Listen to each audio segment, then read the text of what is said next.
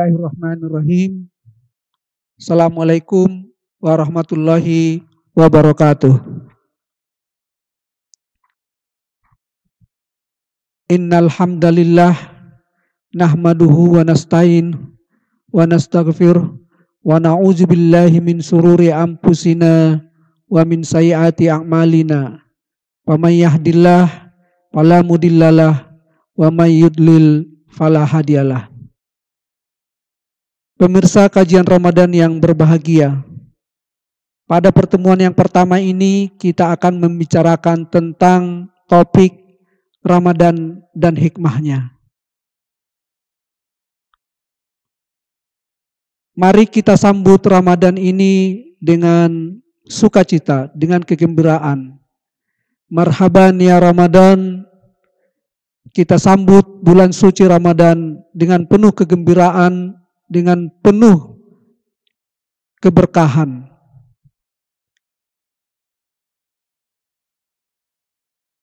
Allah Subhanahu wa taala berfirman di dalam surah Al-Baqarah ayat 183. Bismillahirrahmanirrahim. Ya ayyuhalladzina amanu kutiba alaikumusiyam kama kutiba alal ladzina min qablikum la'allakum tattaqun. Hai orang-orang yang beriman, diwajibkan kepada kamu untuk menunaikan puasa sebagaimana diwajibkan pada umat-umat sebelumnya agar kamu bertakwa. Pada pertemuan pertama ini kita menyampaikan selamat datang Ramadan. Selamat berjumpa dengan Ramadan yang sangat mulia ini. Kita sambut Ramadan dengan penuh kegembiraan, dengan penuh sukacita. Bulan Ramadan ini merupakan bulan yang ditunggu-tunggu, bulan yang dirindukan, bulan yang senantiasa membawa keberkahan dan membawa rahmat. Bulan yang ditunggu-tunggu ini tentunya perlu persiapan, perlu kita isi dengan sebaik-baiknya. Bulan Ramadan ini ditegaskan di dalam sebuah hadis, awalnya itu adalah bulan rahmat. Pada pertengahannya atau 10 hari tengahnya itu adalah bulan maghfirah. Pada 10 hari terakhir itu adalah bebas dari api neraka. Puasa dalam artian sederhana bermakna menahan, yaitu menahan dari makan dan minum. Pada sisi lain, puasa itu berarti mengendalikan diri, mengendalikan dari dorongan yang tidak sesuai dengan apa yang diinginkan. Puasa ini merupakan diklat atau pendidikan bagi kita semua umat manusia. Puasa ini dibagi pada 3 tingkatan. Ada puasa yang disebut dengan puasa dasar, yaitu puasa yang hanya merasakan lapar dan dahaga. Berikutnya, puasa menengah ini bukan hanya lapar dan dahaga saja, tapi kemudian juga menahan dari berbagai yang tidak dibolehkan. Sementara puasa dalam tingkat yang lebih tinggi, lebih jauh dari itu adalah bagaimana kita kemudian mendekatkan diri kepada Allah, mensucikan diri kepada Yang Kuasa agar kita mencapai derajat takwa. Secara umum puasa ini juga diartikan menahan. Kemudian ada yang mengartikan juga mengendalikan, mensucikan, mendekatkan. Kemudian yang lebih terakhir adalah menjadi takwa. Itu tujuan dari puasa adalah seperti disebutkan di dalam ayat Al-Quran tadi adalah la'allakum tattaqun, supaya kamu manusia, orang-orang beriman mencapai derajat takwa. Dalam melaksanakan puasa ini ada beberapa hal yang sunnahkan kepada kita semua ketika melaksanakan puasa. Pertama, kita diupayakan untuk bersahur. Kemudian untuk bersahur ini kita dianjurkan untuk melambatkan bersahur. Kemudian meninggalkan perkataan atau perbuatan yang keji. Segera berbuka setelah masuknya waktu berbuka puasa. Kemudian mendahulukan berbuka puasa daripada sholat maghrib. Tentu dengan yang sederhana. Berbuka dengan yang manis-manis. Kemudian membaca doa berbuka puasa.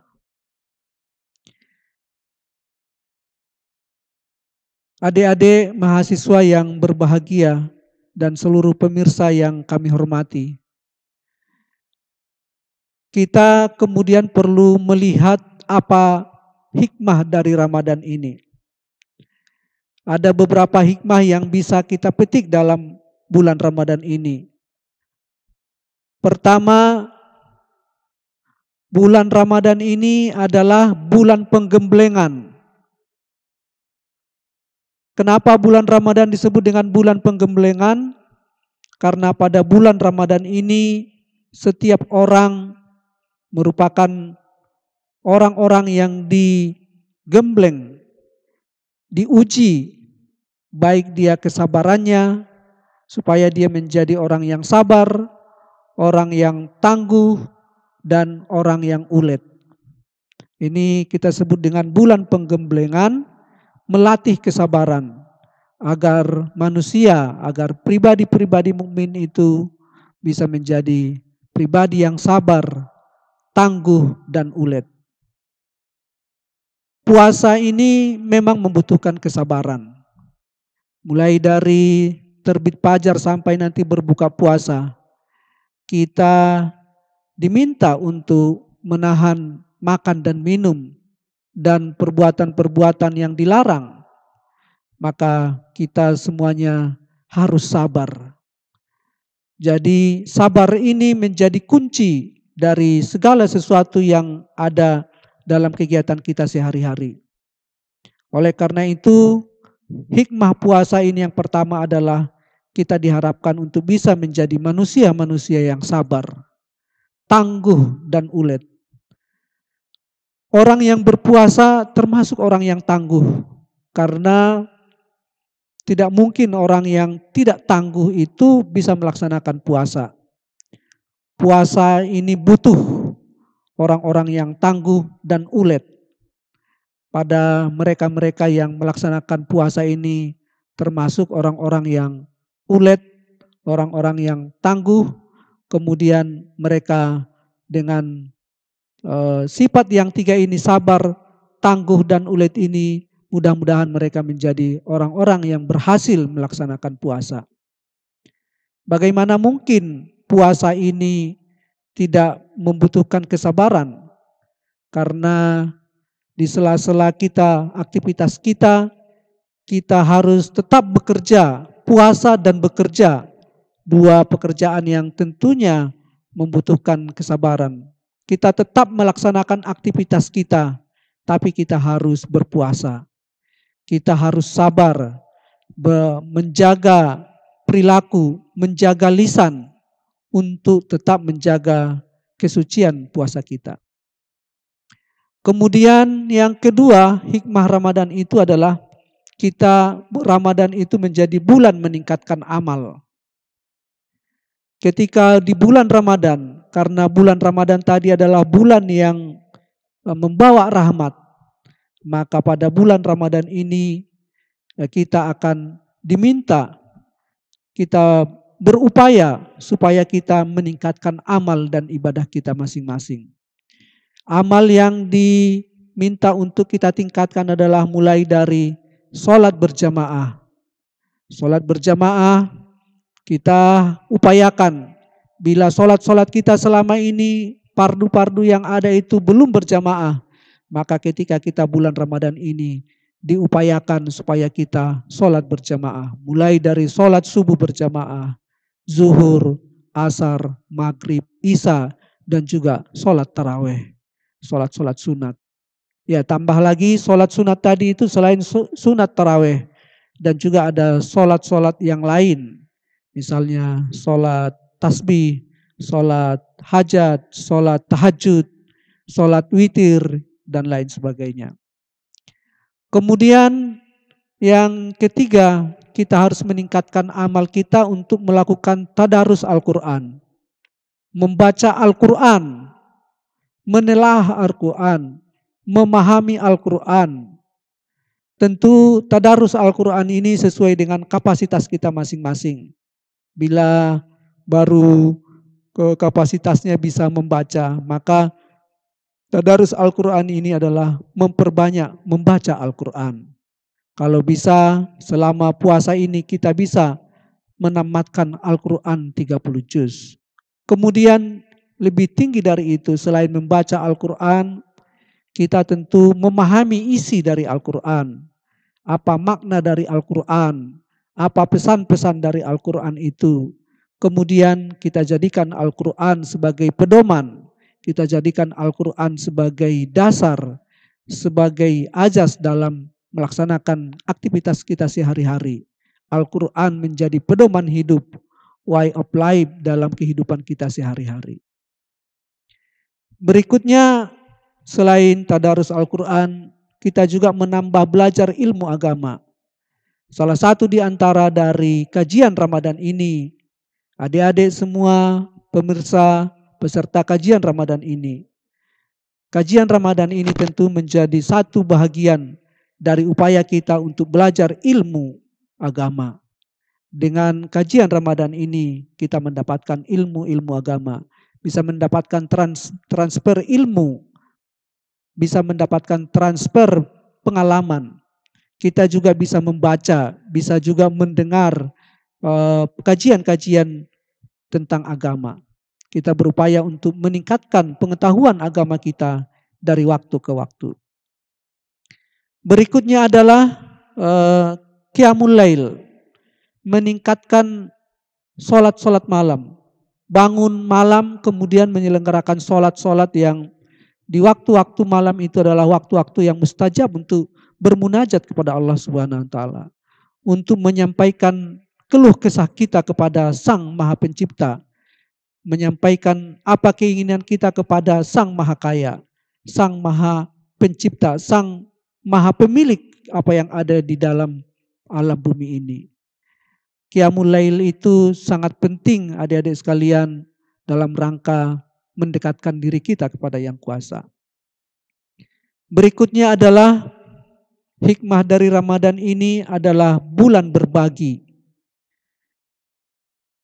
Bulan berbagi ini dengan puasa tentu kita merasakan betapa susahnya kita tidak makan, tidak minum, kemudian harus menjaga lisan, harus menjaga perilaku kita supaya perilaku yang bagus.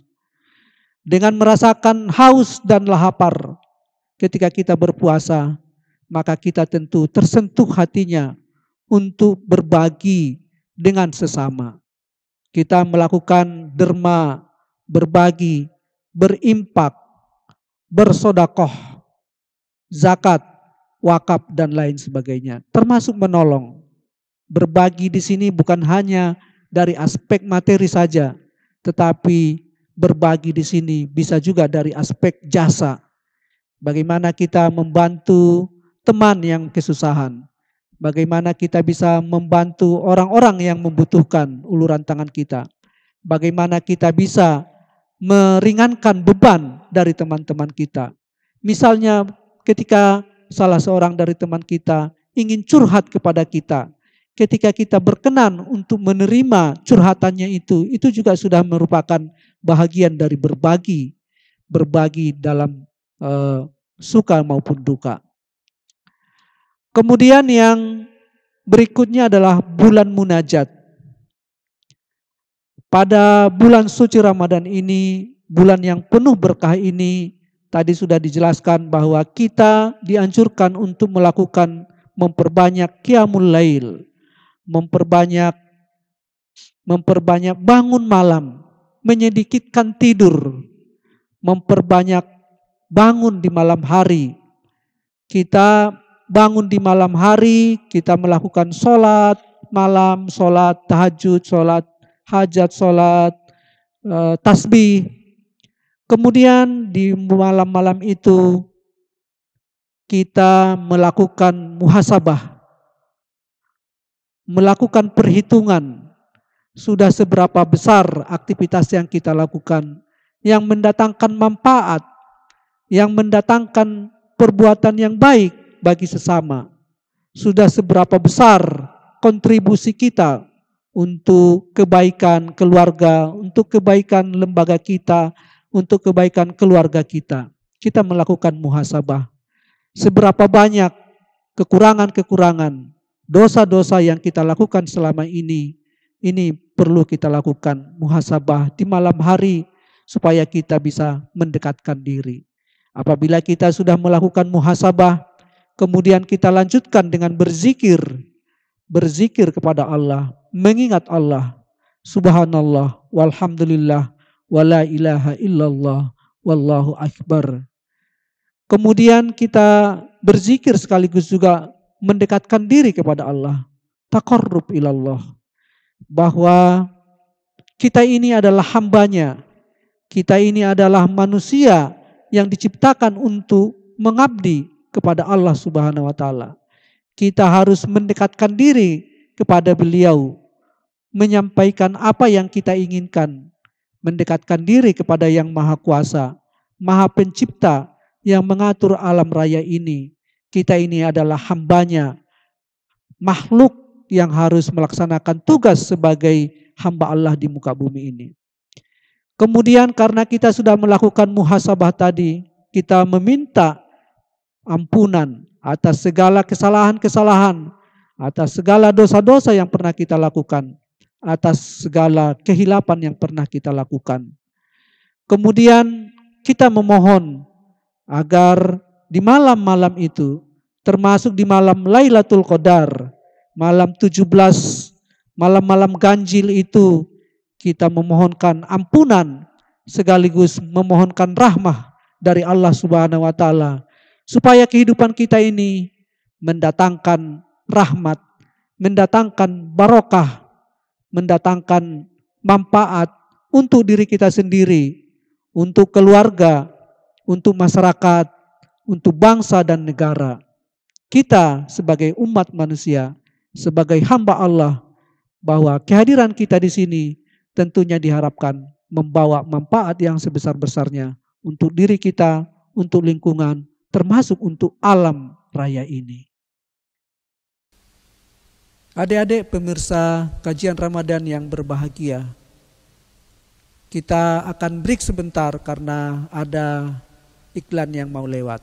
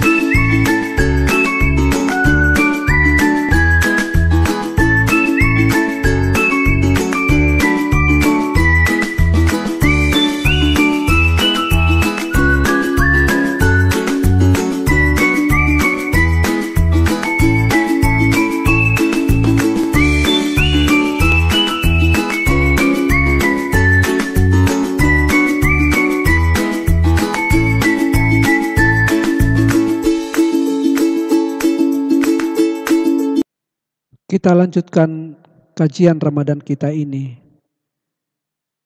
Adik-adik pemirsa kajian Ramadan yang kami cintai. Bahasan kita berikutnya adalah salah satu aspek penting dalam kajian Ramadan ini adalah kita ingin mengaitkan antara puasa dengan hidup sehat. Adik-adik semuanya, banyak orang tentunya yang ingin hidupnya selalu dalam keadaan sehat. Alhamdulillah sebagian besar sudah diberikan rahmat kesehatan. Sehat jasmani, sehat rohani, sehat fisik, sehat psikis. Tapi adik-adik semuanya, tidak semuanya juga kita mendapatkan rahmat kesehatan itu. Banyak dari kita dalam kehidupan kita sehari-hari banyak yang sakit. Banyak yang menderita berbagai penyakit. Banyak yang menderita gangguan. Mulai penyakit yang sederhana, ringan, menengah, sampai kepada penyakit yang berat. Semua itu adalah penyakit-penyakit kita itu, salah satu faktor yang ikut menentukannya adalah pola makan. Pola makan ini sangat mempengaruhi kepada pola hidup yang lain. Oleh karena itu, puasa ini salah satu di antaranya adalah mengatur pola makan, mengatur disiplin jadwal makan. Kita harus bersahur pada pagi hari menjelang subuh, sementara kita harus berbuka puasa pada waktu yang sudah ditentukan. Jadi kita harus makan dan berbuka itu, makan, minum sesuai dengan jadwal yang sudah diatur. Sementara itu, di antara itu kita harus sabar untuk tidak boleh makan apa-apa. Adik-adik semuanya, ternyata puasa dan hidup sehat itu sangat erat kaitannya. Kenapa kami menyampaikan pentingnya hidup sehat itu?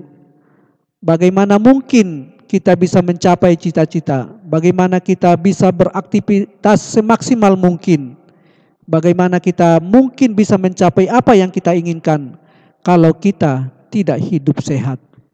Oleh karena itu, hidup sehat ini menjadi salah satu bekal penting, menjadi satu modal yang sangat utama dalam menjalankan aktivitas, dalam menggapai apa yang kita inginkan. Ada 12 berdasarkan penelitian para pakar, manfaat dari puasa dengan kaitannya dengan hidup sehat. Pertama, puasa ini bisa membersihkan racun, detoksifikasi di dalam tubuh kita. Ternyata kita mulai lahir sampai umur yang kita miliki sekarang ini, kita ini di setiap harinya tugas kita adalah salah satu di antaranya adalah makan. Jadi setiap hari itu kita tiada henti, tiada hari tanpa makan. Setiap hari itu kita makan dan minum. Kadang-kadang makan dan minum itu juga melampaui batas. Makan dan minum itu tidak terkontrol. Makan dan minum itu tidak sesuai dengan kebutuhan dari badan dan fisik kita. Oleh karena itu, makanan yang masuk ke tubuh kita itu kadang-kadang merasa enak makanannya, tapi ternyata makanan itu juga mengandung racun. Mengandung racun. Beberapa di antaranya misalnya adalah bahwa yang kita makan itu tidak bisa terlepas dari garam, tidak terlepas dari tepung, tidak terlepas dari goreng-gorengan. Sebahagian dari itu semua yang kita makan itu tentunya sebahagian di antaranya adalah berubah menjadi racun. Oleh karena itu, puasa ini salah satu tugas dari puasa itu, manfaat dari puasa itu adalah membersihkan racun yang ada di dalam tubuh kita. Dengan mendisiplinkan makan, dengan makan yang biasanya bisa sebanyak-banyaknya, kita makan sesuai dengan apa yang kita inginkan, sesuai dengan selera kita, tanpa ada batas. Puasa ini datang dengan membatasi makan. dengan mendisiplinkan jadwal makan. Kita hanya boleh makan di awal sahur, kemudian kita boleh berbuka pada waktu sudah berbuka puasa. Dengan membatasi makan ini tentunya sekaligus puasa itu tadi ini adalah bermanfaat untuk membersihkan racun-racun yang ada di dalam tubuh kita supaya kita bisa hidup lebih sehat lagi. Kemudian yang kedua, puasa mengistirahatkan sistem pencernaan. Puasa mengistirahatkan sistem pencernaan ini seperti yang tadi sudah saya sampaikan, bahwa ketika kita tidak berpuasa, maka mesin pencernaan kita, lambung kita ini akan bekerja sepanjang hari, kecuali kita istirahat. Istirahat itu paling butuh waktu 6-8 jam. Itu kalau normal. Kadang-kadang kita tidak sampai 6-8 jam tidur satu hari. Maka sepanjang kita masih bangun itu, pencernaan kita akan bisa terus melakukan aktivitasnya. Coba kita bayangkan, mesin pencernaan kita ini bekerja terus menerus, bekerja tiada henti, tidak ada istirahatnya. Bagaimana mungkin mesin yang kita miliki bekerja terus menerus tanpa henti?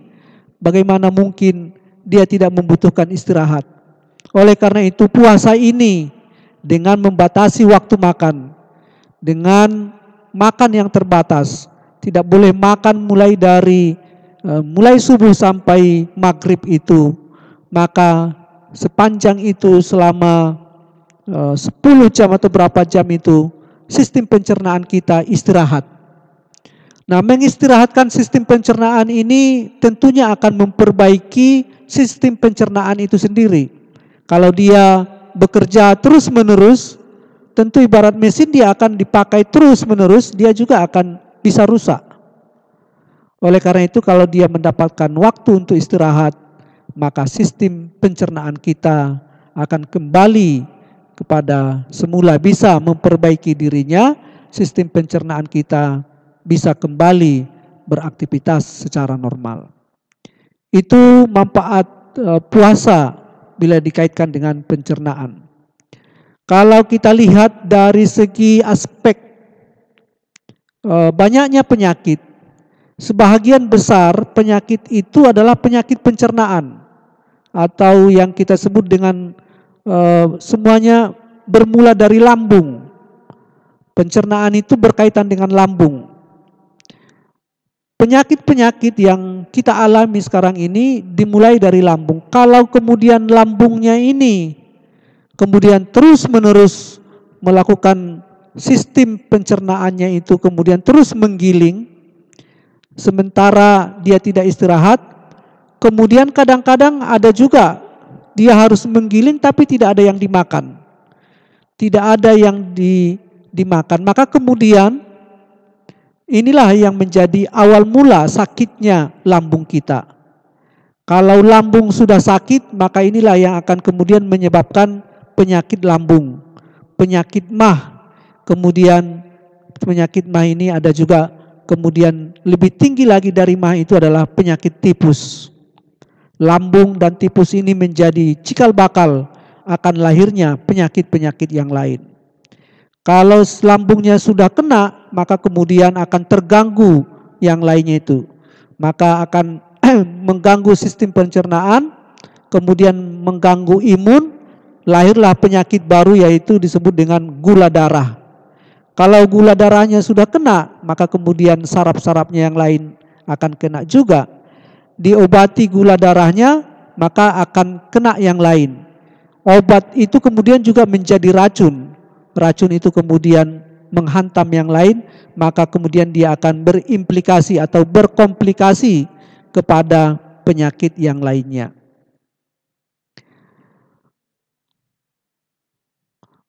Kemudian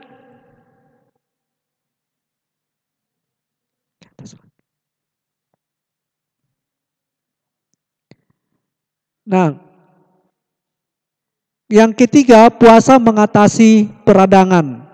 Nah, kadang-kadang kita ada penyakit radang di tenggorokan kita, kemudian radang di tempat yang lain. Salah satu di antara manfaat dari puasa ini adalah mengatasi peradangan tersebut. Kalau kita tidak makan, kalau kita tidak minum, maka kemudian misalnya radang yang ada di tenggorokan kita bisa terobati, bisa terkurangi. Kemudian yang keempat, puasa mengurangi gula darah. Nah, gula darah ini juga akan bermanfaat bagi tubuh kita. Kalau gulanya terlalu tinggi, maka kemudian ini juga tidak akan baik bagi kesehatan kita sendiri.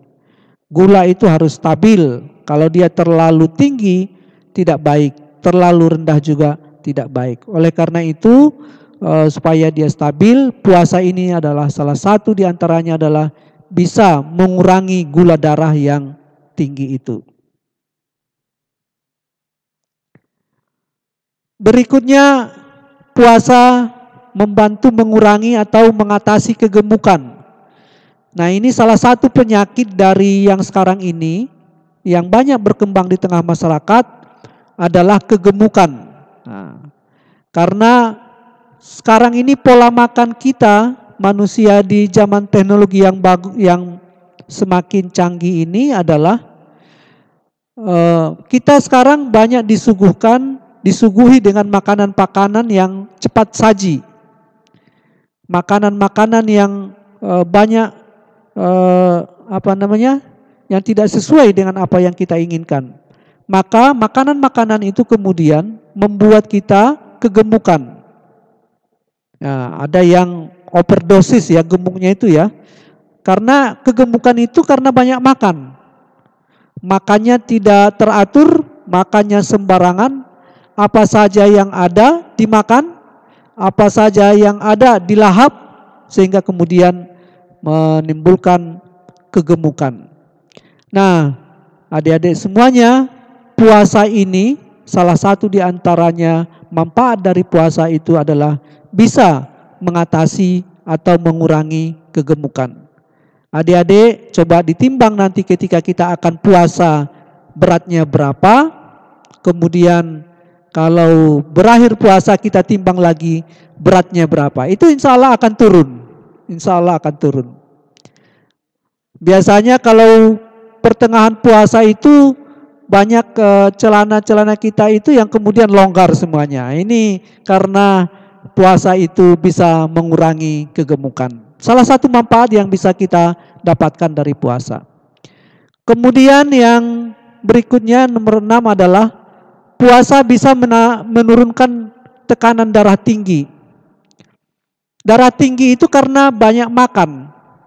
Banyak makan, makanannya kemudian banyak kolesterolnya. Banyak kolesterol, banyak mengundang darah tinggi, kemudian kita mengalami darah tinggi. Dengan melakukan puasa, dengan melatih sabar, dengan kesabaran yang tadi itu, maka kemudian insya Allah tekanan darah kita akan menurun, tekanan darah kita akan normal, apalagi kemudian diiringi dengan ibadah-ibadah yang lain, memperbanyak sholat, memperbanyak membaca Al-Quran, insya Allah tekanan darah dalam tubuh kita bisa turun dari apa yang ada. Kemudian puasa membantu menurunkan berat badan. Nomor 7 dan nomor 8 ini ada kaitannya ya.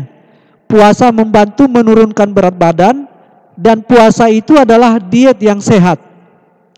Bagi adik-adik yang putri, biasanya yang badannya melebihi dari yang sebenarnya, yang tidak ideal ya, yang tidak ideal, maka puasa ini menjadi salah satu terapi yang sangat jitu sebenarnya. Puasa menjadi terapi yang sangat jitu untuk menurunkan berat badan, sekaligus juga adalah bisa dilakukan sebagai diet yang sehat.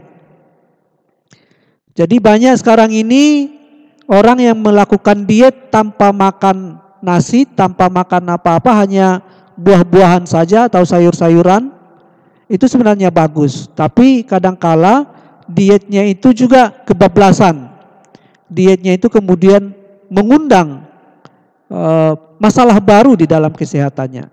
Maka salah satu dari terapi dalam menurunkan berat badan sekaligus menormalkan berat badan kita itu supaya berada pada kondisi yang ideal antara berat dan tinggi badan itu, salah satu di antaranya adalah lewat puasa.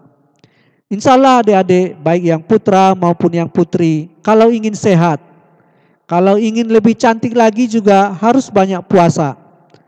Ada yang menyebutkan ketika putri mau memasuki masa nikah itu biasanya dianjurkan oleh orang tua kita puasa mutih 40 hari.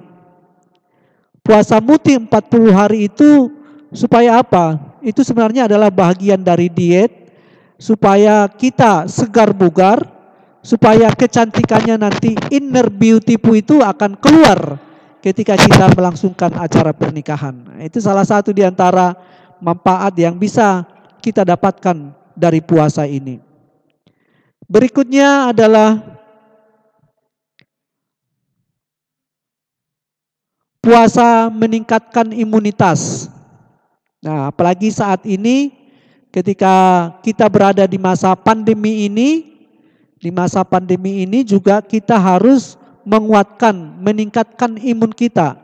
Jadi puasa ini sekaligus juga meningkatkan iman, meningkatkan kedekatan kita kepada Allah SWT, kepada Sang Pencipta, juga adalah meningkatkan imun di dalam tubuh kita untuk bisa menolak bila mana datang penyakit-penyakit yang menyerang, datang virus-virus yang menebar, virus-virus yang ingin mempengaruhi kita.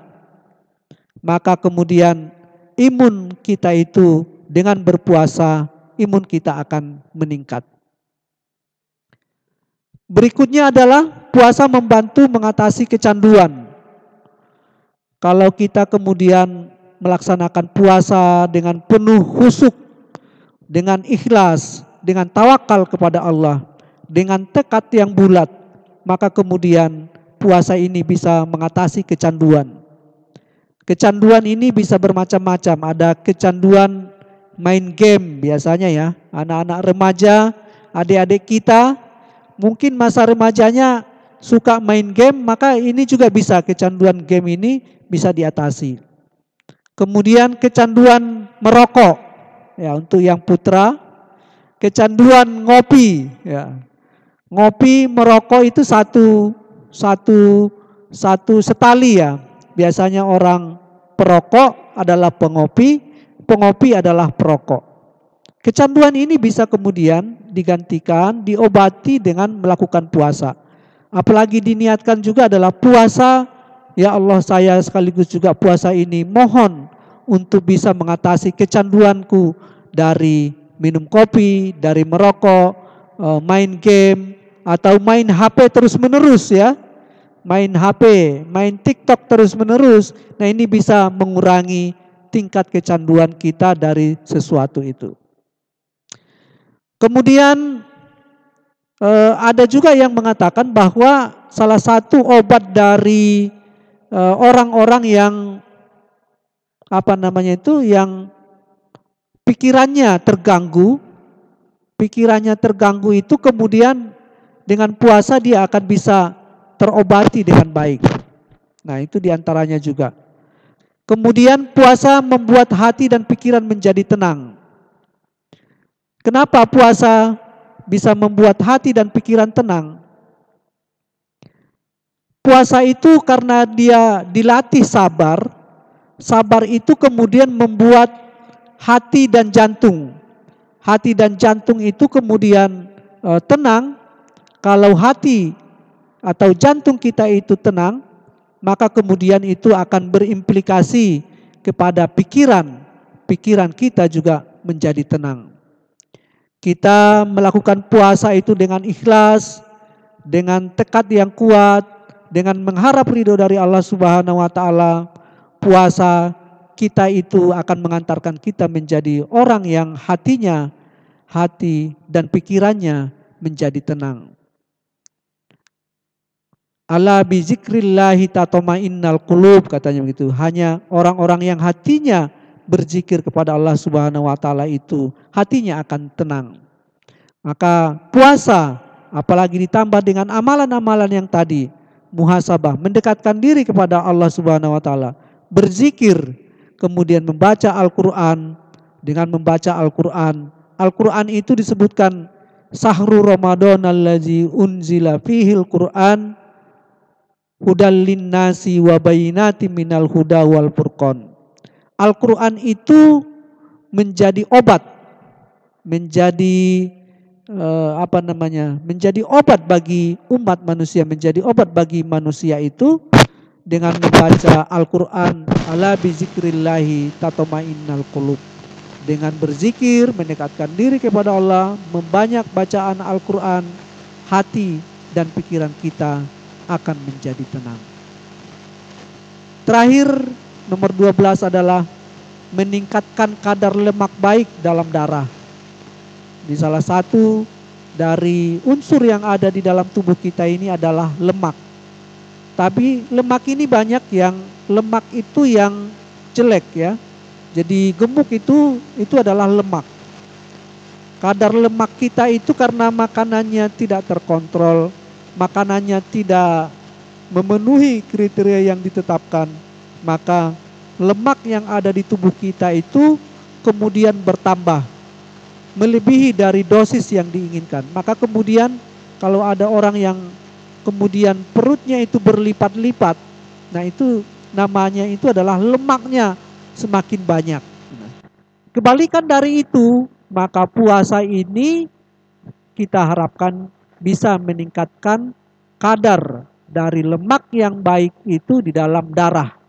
Di dalam darah itu ada yang disebut dengan kadar lemak yang baik di dalam darah kita. Inilah adik-adik semuanya, ada 12 manfaat dari puasa ini yang bisa kita ambil hikmahnya, yang bisa kita terapkan. Maka kemudian adik-adik semuanya, setelah melaksanakan puasa ini, kita harapkan adik-adik kita semua yang melaksanakan puasa ini bisa hidup menjadi sehat. Dengan berpuasa, kita harapkan hidup kita akan sehat. Bila hidup kita sehat, maka hati akan sehat. Hati yang sehat melahirkan pikiran yang sehat. Pikiran yang sehat akan melahirkan kontribusi, melahirkan produktivitas kerja yang tinggi, melahirkan amalan-amalan, melahirkan perbuatan-perbuatan, aktivitas-aktivitas kita yang bermanfaat bagi diri kita sendiri, orang lain, keluarga, maupun lingkungan kita. Dengan berpuasa, kita akan menebar kebaikan, menebar berbagai kemanfaatan untuk seluruh umat manusia, termasuk untuk seluruh alam. Adik-adik pemirsa kajian Ramadan yang berbahagia, di akhir kajian Ramadan ini kami menyampaikan beberapa hal. Pertama, bulan Ramadan ini hanya datangnya setahun sekali. Oleh karena itu, manfaatkanlah, mari kita manfaatkan bulan suci Ramadan, bulan suci yang penuh rahmat dan maghfirah ini. Mari kita jadikan bulan Ramadan ini bulan untuk berburu kebaikan, bulan untuk mengejar perbuatan-perbuatan yang baik. Mari kita jadikan bulan Ramadan ini untuk menebar kemanfaatan sebanyak-banyaknya bagi diri kita sendiri, bagi keluarga, bagi lingkungan, masyarakat maupun negara di mana kita berada, termasuk buat alam raya ini. Mari kita jaga amal ibadah kita, aktivitas kita. Kita perbanyak ikhtiar-ikhtiar, upaya-upaya di bulan Ramadan ini untuk melakukan ibadah semaksimal mungkin, melakukan perbuatan-perbuatan yang baik sebanyak-banyaknya, mulai dari membantu, memberi takzil untuk orang yang berpuasa, berbagi kebaikan, berbagi ilmu, berbagi materi, berbagi kebahagiaan, kemudian kita berbagi apa yang kita miliki kepada sesama kita, membantu yang membutuhkan, membantu orang-orang yang membutuhkan dibandingkan dengan kita. Dengan demikian, bulan Ramadan ini menjadi ladang amal bagi kita untuk melakukan perbuatan baik sebanyak-banyaknya, beribadah sebanyak-banyaknya, agar kita menjadi hamba Allah yang muttaqin tadi. Dengan puasa ini, kita pada akhirnya nanti di akhir Ramadan ini, kita mencapai derajat takwa yang dijanjikan di dalam surah Al-Baqarah ayat 183. La'allakum tattaqun. Kami berdoa mengharapkan semoga semua adik-adik yang mengikuti kajian Ramadan ini, termasuk keluarga semuanya, menjadi hamba-hamba Allah yang sukses dalam menjalankan puasa, bisa mencapai derajat takwa yang dijanjikan. Demikian kajian yang bisa kami sampaikan pada kajian Ramadan ini. Mohon maaf atas berbagai kekurangan. Wallahul muwaffiq ila aqwamit thoriq. Assalamualaikum warahmatullahi wabarakatuh.